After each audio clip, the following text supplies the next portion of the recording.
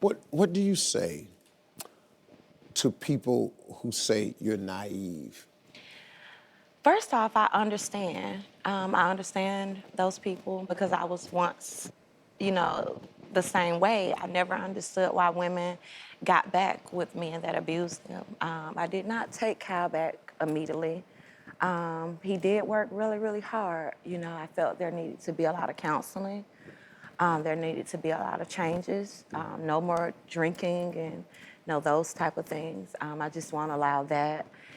I honestly believe that Kyle has changed and that he won't do this again. And I just try to have faith and just support him in staying sober, support him and just continue counseling. So it's just something that, I just ask people just not to judge, but just try to look at the hearts. And I'm just a forgiving person, and I have a lot of patience. Well, I want to hear from someone who understands abuse from a psychological perspective. Stacey Kaiser is a licensed psychotherapist who's worked with battered women as well as their abusers and understands these relationships. Stacey, Kyle and Marika, they believe that this chapter is behind them.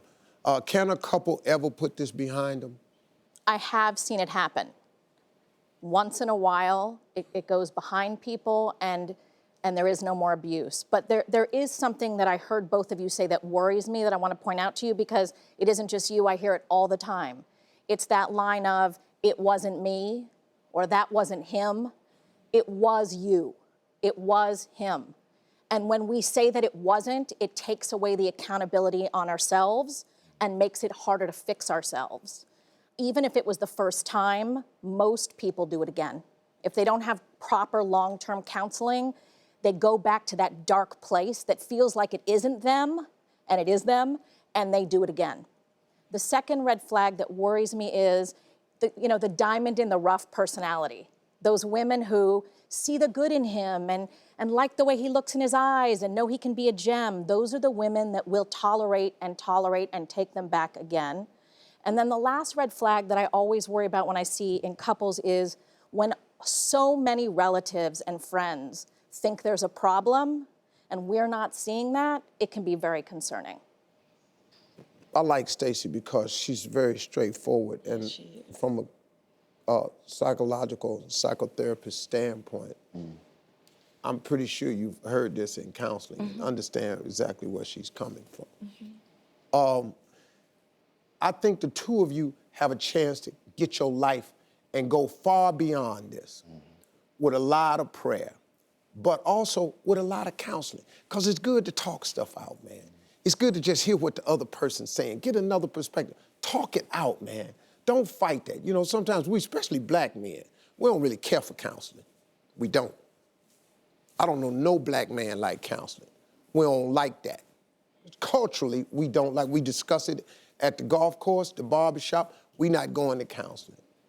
But in this case right here, you're trying to save the best thing ever happened to you. Right. You got to do it. You got to go all in, man. I think you were very brave for coming out here. I admire your spirit. I respect your love. I wish you nothing but the best. Thank you. I hope you all can pull it together and keep your family together. I hope one day, just maybe one day, that little girl that got took, when she turned 18, get out of the foster system, y'all go back and get her. She's still gonna need help. A lot of kids get out the foster system at 18, they ain't got nowhere to go. Right. Give her somewhere else to go. You owe her that one. I do. All right, hey, folks, welcome. Thanks for checking out my YouTube channel. Don't forget to click here to subscribe to my channel. That way you won't miss a single hot new video, some really good stuff. And then I want you to click here to see more clips from the show right now.